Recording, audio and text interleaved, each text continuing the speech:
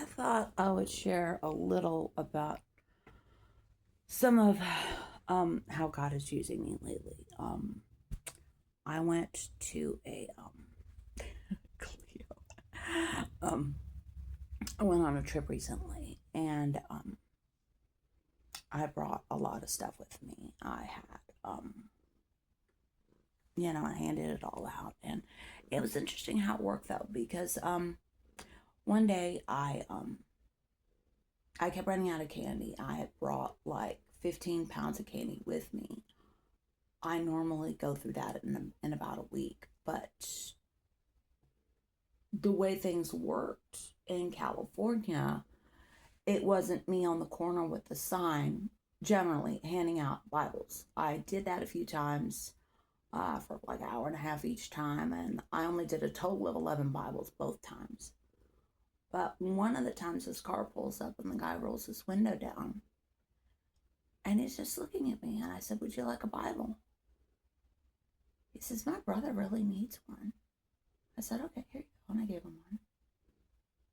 And he kept looking at me. I said, "Do you know someone else?" He said, "Yes." And I said, "Okay." And I gave him another one. And he said, "Thank you." And he said, "Tell him I came all the way from Houston to give you this. I was in, outside Sacramento, California at the time, 2,000 miles away."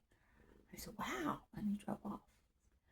And another time coming home, I was out of candy, and that to me is like crisis level, because what I was doing basically is I went around for the whole week was I was handing out Bibles and bags of candy.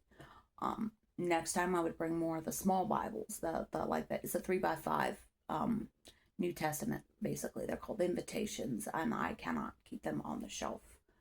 I keep I just bought another case of 100, and it'll probably be gone by Thanksgiving.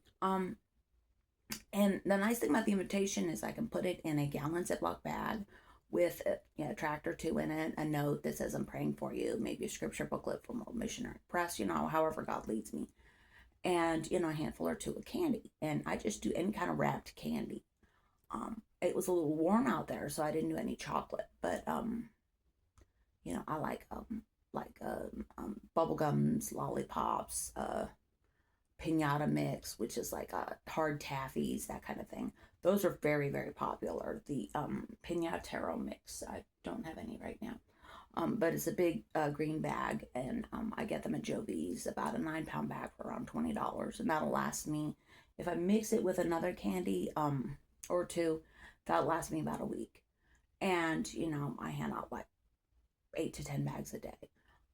Sometimes with a New Testament, sometimes with just a scripture booklet or a tract, or however God leads me. He's doing it all, I'm not.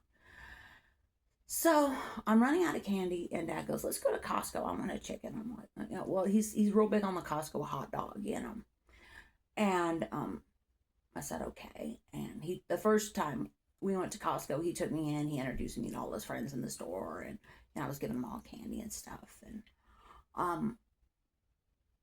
I didn't really see any candy that looked viable. They had like some big Halloween mix things, but it just had, in my opinion, a lot of filler that wasn't going to be popular. And so but the second time I was desperate, and there was this 20-pound bag of stuff. It had like Twizzlers and other things like that in there, and my demographic for candy, they're not into Twizzlers. But I was desperate, so I got it. Well, Dad paid for it, but when I was getting my wallet, my back was turned. He paid for it, and he just gave it to me and said, "Here you go." And it was like maybe 5-6 pounds, and it was right before I left. So when I was leaving California, I was had done up some New Testaments with the candy, and I put in my little tract where to look in the New Testament. I think I have one here. No, I don't. Anyways, I wrote a tract where to look in the New Testament a while back, and somebody at a church turned it into a bookmark. And they were big New Testaments. They were like, I'd say about 8 inches tall, so the bookmark fit in them. So I did include the bookmark. Normally, I can't always do that with the small New Testament because it doesn't fit, then it falls flat. But so I put the New Testament tracts. I also had a lot of I had ordered a lot of tracts from Grace and Truth called Satan and How He Works, because I thought, in California they're gonna need that. So I just had some different stuff in there, and I put it all in a gallon bag with, a handful of the good candy and a handful of this other stuff. And I had done up like, I think 10 or so bags of that to come home. And so on the first plane, there was a delay, and we were like at least half an hour late taking off. There was some kind of problem with the plane. So, please fix it. I'll be late. And besides, I had a couple hours in San Diego anyway. So I got, so I had to go to the bathroom. And so I thought, you know what? I'm just going to take some stuff up and leave it. They have the little area in the front with the jump seats. So I took it up, and I was wearing my hat. Asked me for a free Bible.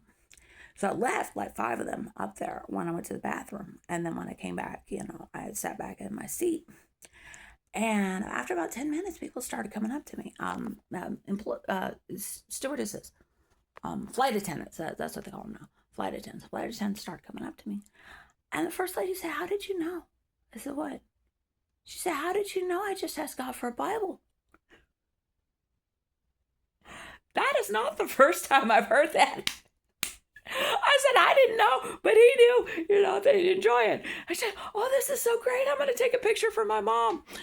And the second one came up, and she's like, "I just love the stuff you put in the Bible. Now I know how to read it, And she was really excited about the tract and how to look in where to look in the New Testament, which is, I totally ripped that off from the Gideons. 100% ripped that off from the Gideons, because they gave me a little New Testament. I no longer have it. When I was about 13, and it had like a little thing in the front, like, if you're sad, look here. If you're, angry, look here, And so that's what I did, basically. I totally stole that from the Gideons, and I'm not sorry. And so I said, "Oh, I'm glad you like it." And the third one came up, and she's like, "How did you know all my favorite candies?" I'm like, "What?" She said, "Everything in my bag. It's all my favorite candies. How did you know? Nobody knows what I like. And it's all here." Remember, this is the candy I didn't want to buy. And I said, "Ma'am, I didn't know. God knew." I said, "Really? He did." And she walks off. You just don't know how God's going to use you. And that's took me a long time to get to the point. I would love to say one day I woke up and I said, "Okay, God, use me." I didn't. I fought him every step of the way. I don't want to minister to people who aren't in the country legally. I don't want to minister to homeless people. I don't want to do this or that. And guess who my primary mission groups are now? So, but I'll go wherever he sends me. And some friends came to town, and they took me out to dinner last night, and I took my bag of goodies with me. And I'm sitting there at the table. It's an Olive Garden, and this lady comes by, and she's working next to me, and she's bussing the table, and she was hurting. I could tell, just hurting, right. I just hurt, look at her, that I knew she was in pain. So she was Latina, and it is a very safe bet at least the restaurants I go in Houston, that whoever's in the kitchen is going to speak Spanish. So I had done up about 10 bags of Spanish with primarily booklets from World Missionary Press of those guys, and some candy, and a note saying, "I'll be praying for you daily," in Spanish. "Estoy orando por ti diariamente." And I signed it. And so I said, "Mommy, come here." And she came over, and she looked at me like, "What?" And I gave her the candy, and she said, "Oh, thank you." And she put it away. And she kept working, and she kept looking at me. And she went to the back, and our waiter came out. about 3 or 4 minutes later, and he's kind of looking at me funny. And he had the drinks, and I said, "Oh, thank you," because I like to get like a diet soda with like a lime wedge in it. It's really good. Even just the terrible sodas you get at a restaurant, from that fountain, it tastes better if you put like a lime or some lemon in it. I started doing that about 25 years ago. Um, Early 2000s, both Coke and Pepsi came out with like a diet soda that had either vanilla in it or lime or lemon in it, and they were really, really good. And I thought, I'm just gonna keep doing that. So when I get a chance, I like a diet soda like that. And he came out and he had my drink. It was perfect. And I said, "I have something for you, boss." He said, "Oh, what's that?" And I gave him this big old sack of candy, and I said, "This is for the kitchen." And then I gave him a New Testament in a quart bag with candy, and I said, "This one's for you." And in the bag, I had some English New Testaments, the small invitations, the ones they keep replenishing. And I thought maybe 3 or 4 of those, and then the rest was all like the scripture booklet with the candy in Spanish. And he said, "Oh, okay." And he took our order, and then he took it all and he went to the back. And the food came out, we're eating. I got the lasagna, and I'm about halfway through the lasagna, and the manager comes by, and he keeps looking at me and just, kind of studying me a little bit. And he's talking to my friends. My friends are talking to him, and they like the smaller portions. They have like a smaller portion now you can get, and they were real happy about that. And he looks at me and he said, "Do you have any questions?" And I said, "Yes. Did you get candy?" And I took one out. He said, "Yes, I got one already." And he just kept looking at me, and then he left. And you know, I go where he sends me. Uber driver, bus driver, homeless lady at the bus stop, guy selling flowers on the median, um, random guy in a mechanic's uniform on the bus. Wherever he sends me, I'm gonna go, because this is the thing that he has put in my heart. I have had a lot of pain.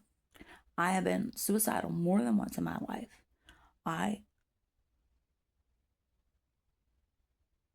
One day, my husband beat me up very badly, black and blue, head to toe. And when I went back to work, the paratransit drivers and the postal workers were asking me, "What happened?" I said, "He beat me up." "Why? Why did he beat you up?" "Because he's a jerk." And I was like, "Oh, well, blah, blah, blah, One time he beat me up because I didn't do the dishes. And yeah, so he said something like that. And they're like, "Oh, okay then. Well, you should have known better, Heather, than to provoke him." What? So I know what it's like to need help and to not get it. And to be in a lot of mental pain, and you don't have anyone to share it with. Nobody wants to hear it. That's really the thing. That I found when I was in trouble, nobody wanted to hear it. Nobody. There's like one or two people in my life. They would hear it, but everybody else, no, they didn't want to be bothered, because if they heard it, then that meant they had to do something, and they didn't want to do something. And they would turn around and say things to me like, "Well, if you leave him, he's gonna end up in a nursing home." Well, that's his problem. He shouldn't have hit me, but I never left him. But it was very, very difficult for 29 years. God made it clear I had to stay. That's But that was my life. It was my choice. I didn't have kids, so But I've been in a lot of pain, and I know there are people out there, and they seem fine. They seem happy, because I was that person for so long. If you ask me, "Oh, nothing's wrong," They had a video on Facebook about a week ago. This girl, and she was dancing, and she's smiling. She just seemed so happy.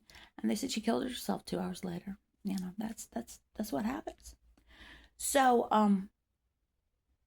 I know there are people out there and they're really, really hurting very badly. And they're crying out inside and they feel like God doesn't care. And He does. And He loves them so much. And He puts a little of that love into me when I go out there. And He like flags them for me. Now, I was talking to church about that recently, and they said, well, no, it's more of a highlight. But for me, it's a flag. It's like there's a big red flag on it. They need you, Heather. They need you to go over and share my love with them. And I have, just hugged people and just told them it's okay, given them the gospel, prayed for them. I've had people at work, customers, come up to me and say, I need you to pray for me right now, please, out loud. I'm like, okay, and I did it. And I gave them a hug, and I told them I'd keep praying.